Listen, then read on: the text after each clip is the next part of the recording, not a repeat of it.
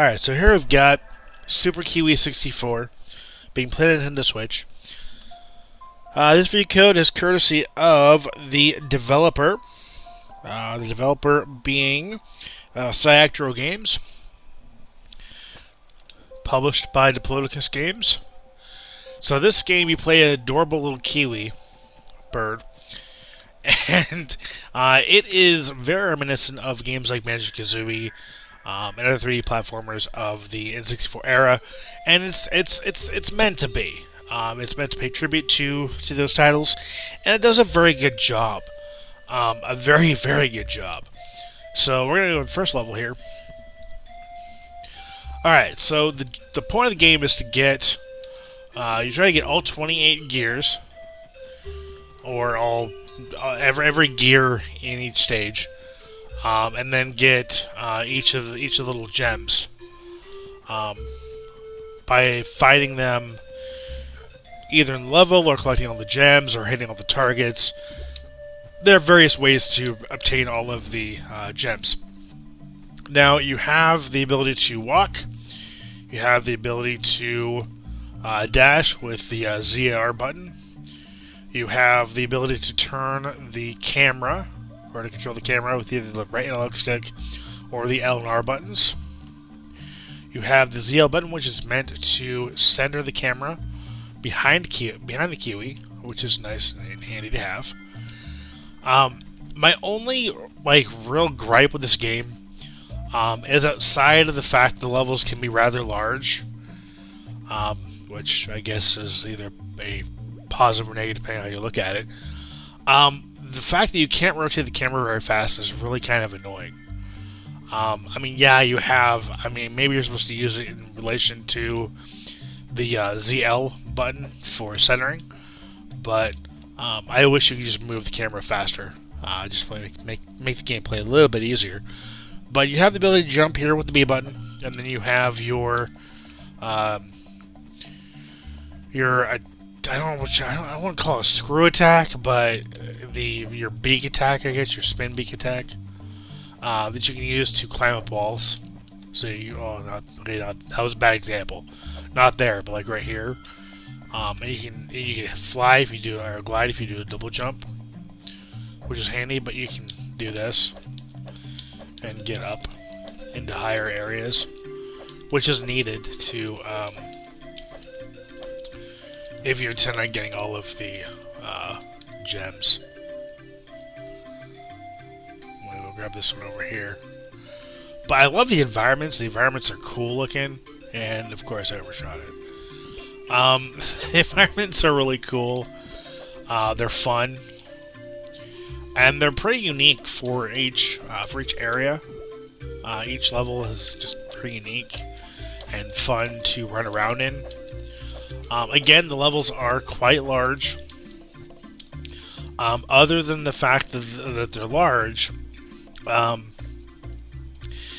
in addition to that, the game doesn't give you too much direction. It kind of encourages you to explore the area, and if you're trying to find all the gems, and I mean, it's easy to miss some things, at least for me.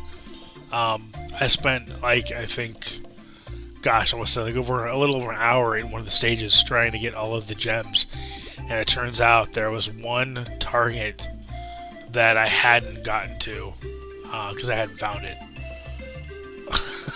It was like on the side of a tower. I was like, wow. But I mean, that's part of the fun. That's part of the fun of this game. Again, it really captures the games that it pays tribute to very, very well. I wish there was more enemy encounters. This game does have enemies, but the core gameplay is just standard platforming and collecting and exploring each level. So yeah, maybe we'll see another iteration where it's less about collecting and more about the platforming. I would like to see Kiwi in a traditional platformer. I think it'd be kind of cool. So less collecting, more platforming, and more enemy encounters. I think would be kind of cool to see. But Overall, the game isn't very long, and it's a ton of fun. One I would highly recommend checking out. In fact, let's go ahead and look at level number 2. Let's go back to the... Where is it? It's over there. Let's go back to the pipe and go into level 2. So the level music does sound a little similar between these two levels. In fact, I thought it was the same track. It's not. It's different. But the gameplay is really smooth. I love how smooth the gameplay is. Again, the only real gripe I have on the fact that it's primarily a collectathon and a secondary secondarily a platformer, or I guess secondarily a collectathon, secondarily a platformer and more of a collectathon game. But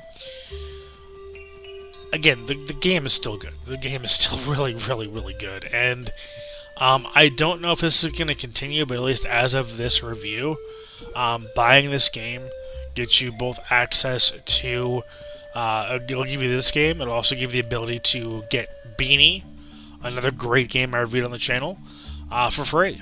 So, hey, 2 games for the price of 1, you can't beat that.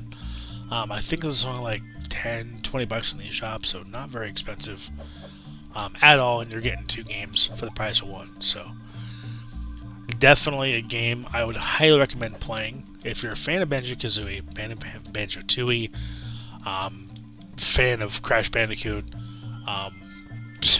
any of those games. This game is worth playing, you guys. The game is worth getting, worth picking up on any platform you want to pick it up on. I highly encourage you to do so. It's a great game. And I'm not saying it because I got this for a review. I mean, if this was a bad game, I would tell you guys. It's definitely not. It's definitely not a bad game at all. It's a wonderful game, and I love this game. This game's awesome. I'm not... I mean, yeah, sure, I can get lost in it a couple times, but it's cool, right? It is a great game, and I've been spending a lot of time with it, and there's a lot to love. And, yeah, if you want to pick this game up for yourself, I will leave a link to get the game, as always, in the description down below. I encourage you to check it out. It's a great game. I want to thank the developer for the opportunity, for the review code. I've been looking forward to this game for quite some time. I'm glad I was able to cover it here on the channel. It's a great game. And that'll do it here. I want to thank you for watching, thank you for subscribing, and as always, until next time, take care and happy gaming.